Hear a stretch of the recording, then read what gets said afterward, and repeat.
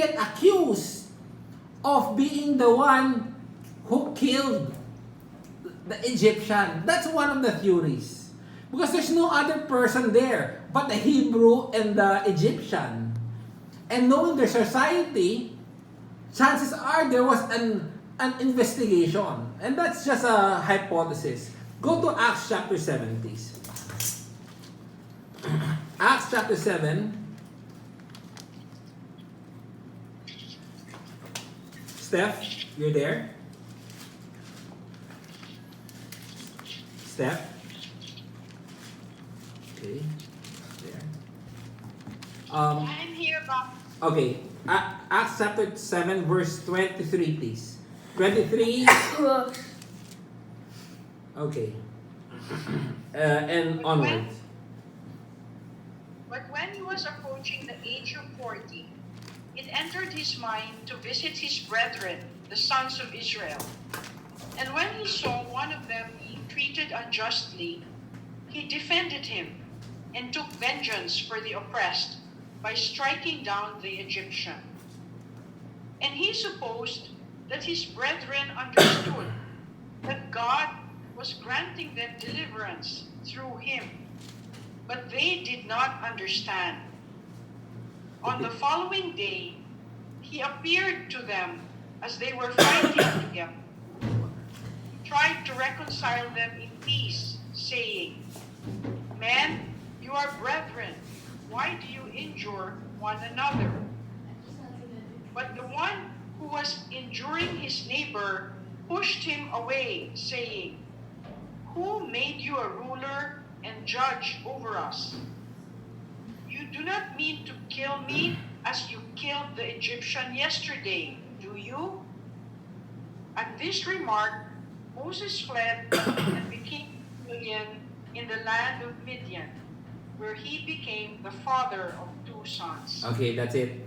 So there's Steph. That answers your question, right? He was 40 years old when this happened. And, ang lakas ng loob. ano yun? Ba't ang lakas ng loob nung yung isang Hebrew to push him away? Hindi ba alam nila na son ng ano yun? Hindi nga alam sa verse 2. Sa verse 2, oo nga no, on that aspect no. Kasong Egyptian eh. Oo. I'm sure. Suot niya Egyptian. Yes. Eyeshadow siya. Correct. I don't know that. I don't know the answer why what patapang sila no. But Oo. Hindi ko sure. Or pwede rin, but this is just hypothesis. Baka pag bumababa siya doon, hindi siya nag-i-Egyptian attire.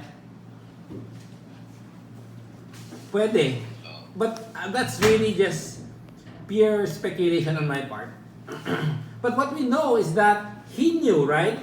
And he supposed that his brethren understood that God was granting them deliverance through him.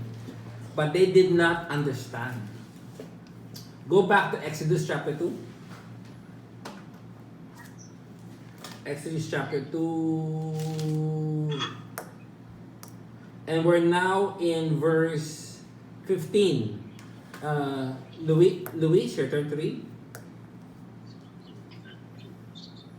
Verse 15. When Pharaoh heard of this, he tried to kill Moses, but Moses fled from Pharaoh and went to live in Midian, where he sat down by a well. Question. Luis, what do you find strange in that verse 15?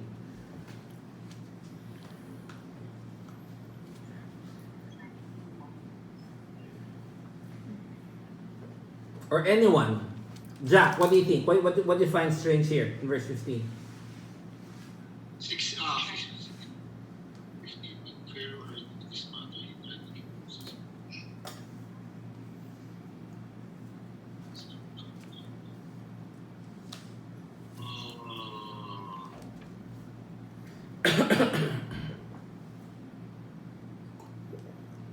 Can I give my thoughts? Yeah, I'm trying to think of why he wanted to kill Moses. Exactly. Well, Trying to kill. di ba? There's Kasi two. Yes, Erwin. Nung ba? Parang kung daughter niya, di ba? Parang apo mo, di ba? Pero I think he knew, adopted lang si Moses. Kasi kung totoong Egyptian yun, siyempre bloodline niya yun. He won't kill, di ba? Pero I think he knew na adopted lang nung daughter niya si Moses. Correct. I think So that's why he would kill. He correct. would kill Moses. Correct. But if you think of it, why would, if you're the daughter, if you're the grandson of Pharaoh, honestly, you can kill. You really can. Not to, let's say Duterte, let's say he, I mean, who would question? Right? Secondly, Pharaoh is a murderer.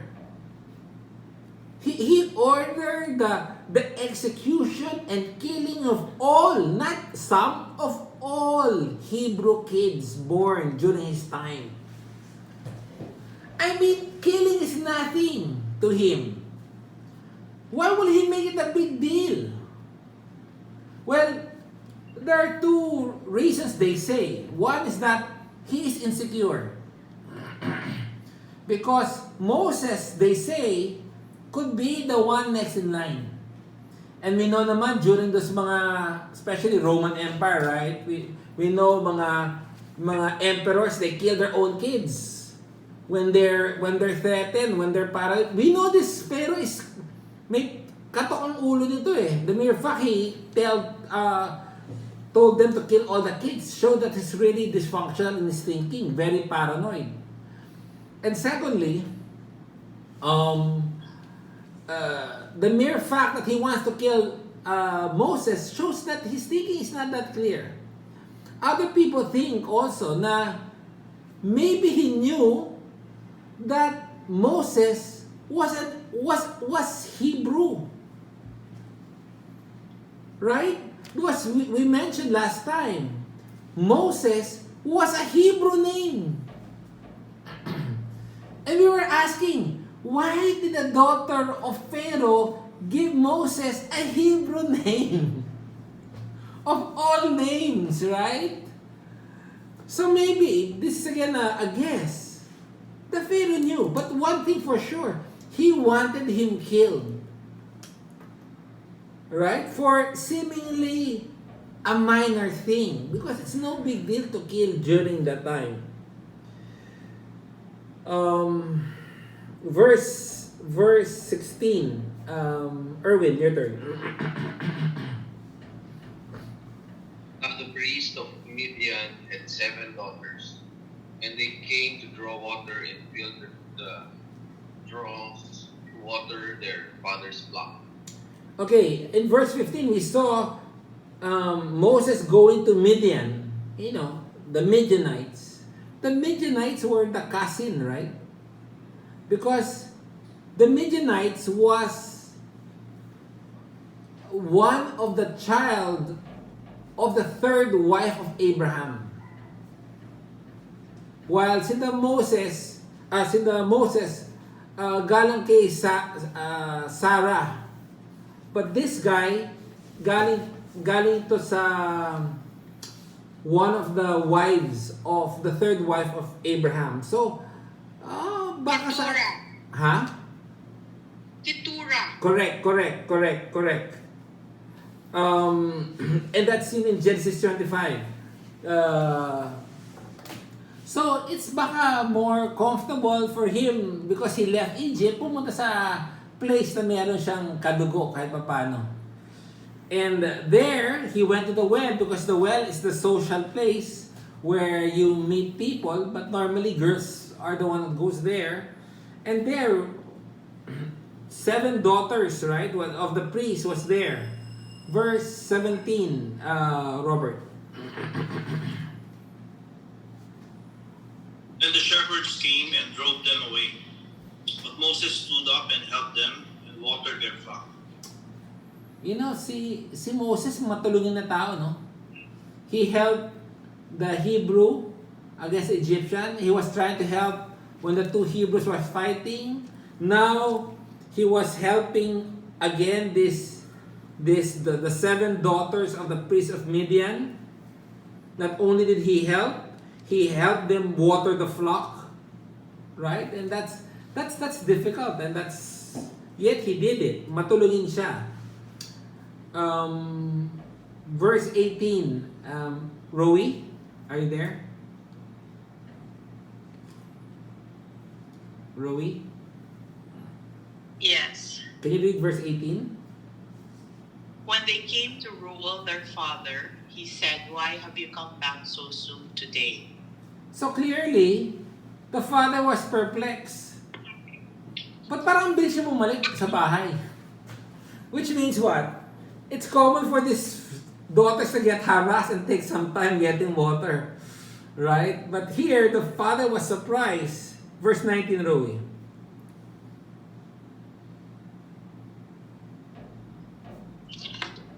So they said, "An Egyptian delivered us from the hand of the shepherds.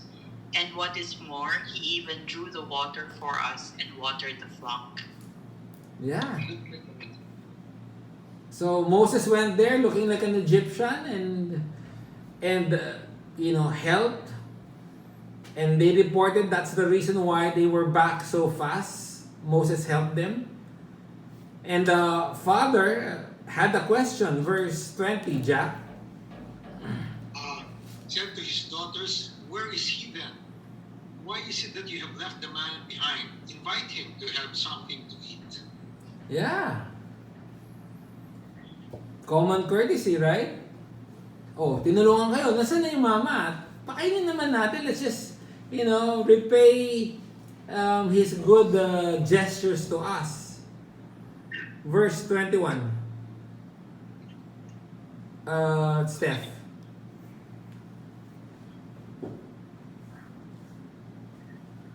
Moses was willing to dwell with the man, and he gave his daughter Zipporah to Moses.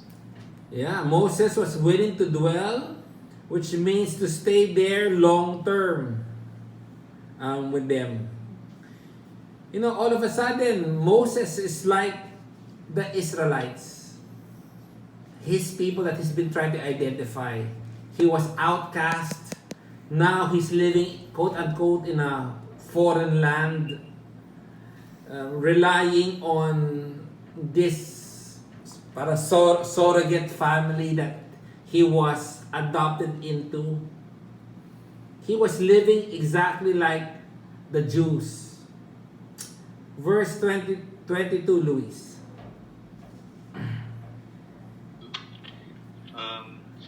Zipporah gave birth to a son, and Moses named him Gershom, saying, "I have become an alien in a foreign land." Yep.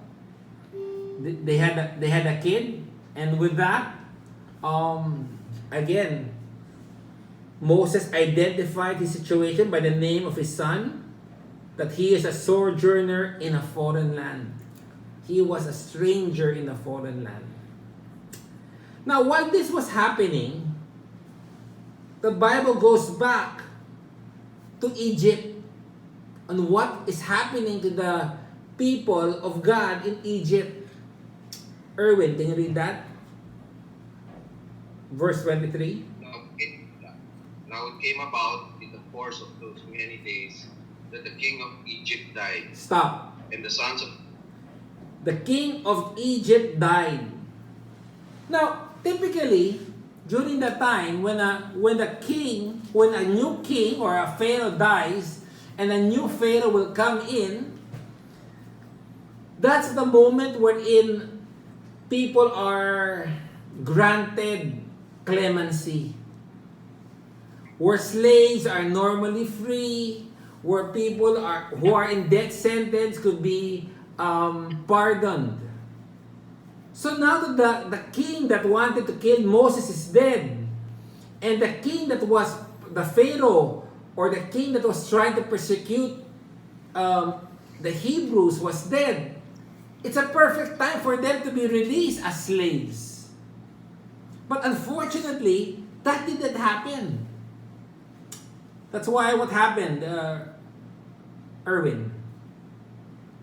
And the sons of Israel sighed because of the bondage, and they cried out, and their cry for help, because of their bondage rose up to God. Verse 24. So God heard their groaning, and God remembered his covenant with Abraham, Isaac, and Jacob. 25. Okay, God saw the sons of Israel, and God took notice of them. I have a question. Do you think this is the first time for God? Do you think this is the first time for the Hebrews to pray to God? No, No. no, Do you think this is the first time that God heard their prayer? no. No. Yet, God seems to be silent. You know, one thing I learned from this is this. God will not allow us to suffer if there is no purpose for it in our life. The sufferings and difficulties that we are experiencing in our life has a good purpose in the plan of God. At that time, God was still molding Israel, and at that time, God was still molding also Moses. Remember, God was silent for 430 years. For the Hebrews in Egypt, when they were praying, I'm sure I said, this is probably not the first time they prayed. I mean, praying for that long, right? No solution at sight. The only hope that you had, the king will die, happened, and the solution is still not there. That's depressing. That would lead some people to doubt God. That would lead some people to despair. Knowing the fact that a lot of their kids has been murdered. And where is God through all of this? But the great word here in verse 24 is this. So God heard their groaning and God remembered. We have a God that remembers. And if you are going to a difficult time right now, remember this. God has not forgotten you. He might seem silent.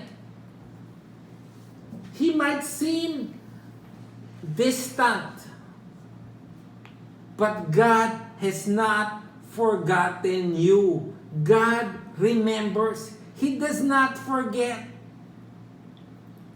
All the sufferings that you are encountering in your life, all the difficulties that you are experiencing, doesn't go unnoticed.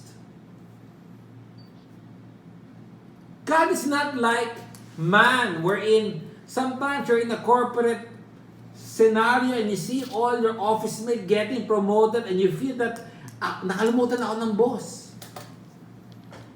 God does not forget, right? Time does not erase the memory of God. God has not forgotten you. Go to Isaiah 49, please. Isaiah 49.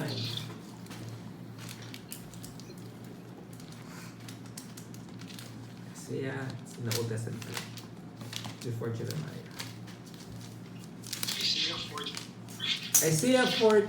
Let's do Isaiah 40 first. Isaiah 40. They will do 49. Isaiah 40. Isaiah 40 verse 28.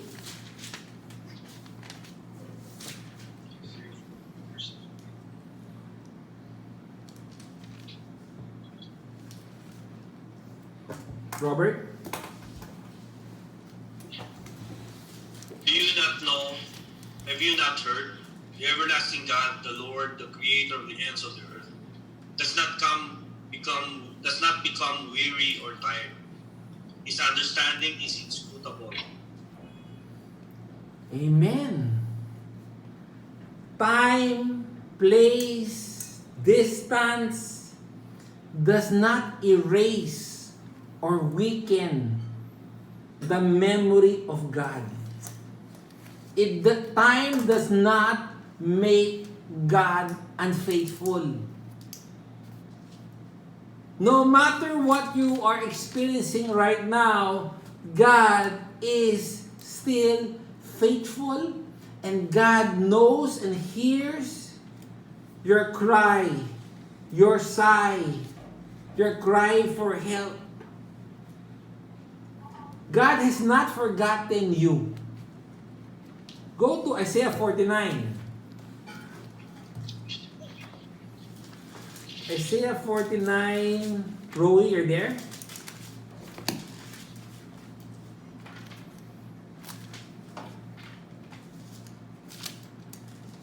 Isaiah 49 verse 15.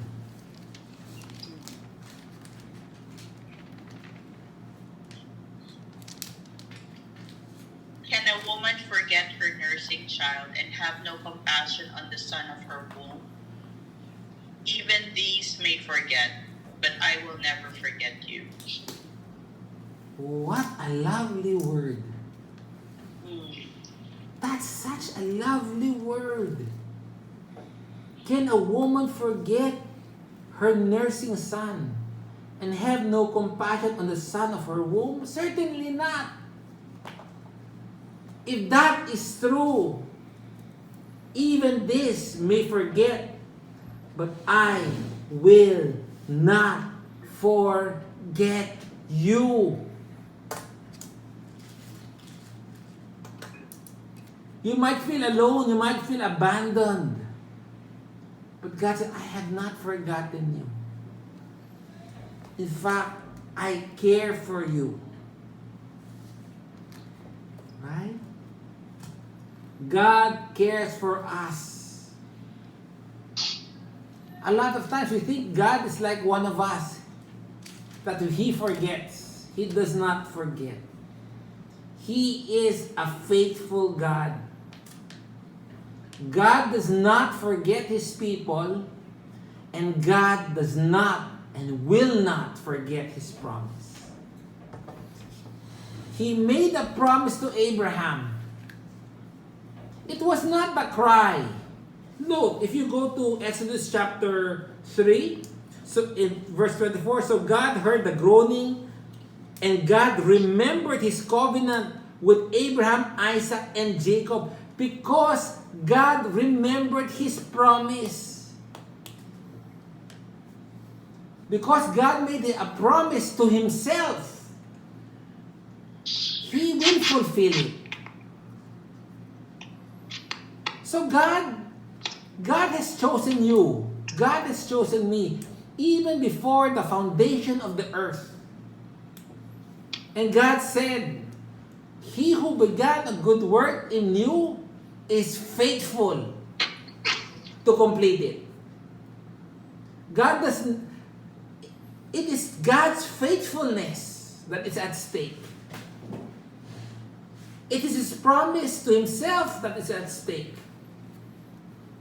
That's why we know that God will keep His promise, that He will care for us. God never promised us an easy life. He just promises people that He will be faithful to them. Go to Hebrews chapter 4.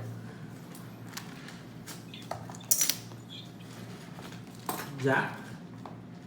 Okay. Let me go there. Hebrews chapter 4, Verse 15. But don't read first. I'm looking for it ready. Hebrews chapter 4.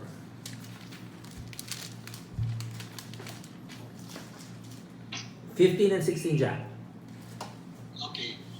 For For we do not have a high priest who cannot sympathize with our weaknesses, but one who has been tempted in all things as we are, yet without sin. Therefore, let us draw near with confidence to the throne of grace, so that we may receive mercy and find grace to help in time of need. What's your take on that, Jack? He 100% can relate to what we're going through. He knows. He knows and understands our weakness as human beings. And so therefore, we have a confidence that he understands whatever it is we're going through. He knows what it feels to be tempted. He knows what it feels Yeah. to be discouraged. He sympathizes with our weaknesses. He knows our struggles. Because he knows, what does he want us to do, Jack?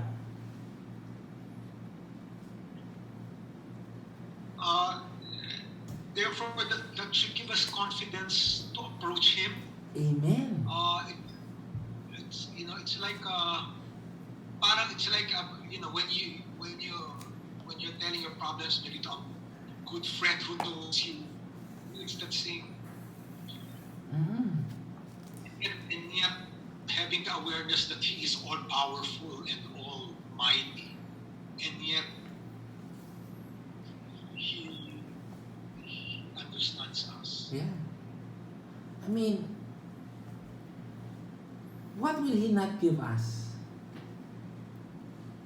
God will not withhold anything that is good for you. He will not. He's loving. Why would he withhold something that's good for you? If I know something which is good for my daughter that's within my power to give, I would give it. Because I love my daughter. Right? Try to imagine how much you love your daughter, your son.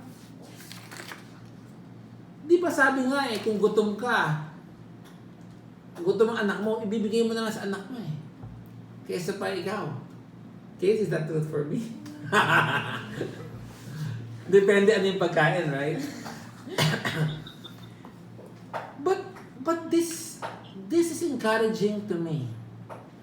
Right? That God hears, God knows, and there's no problem in our life that is still there without a purpose.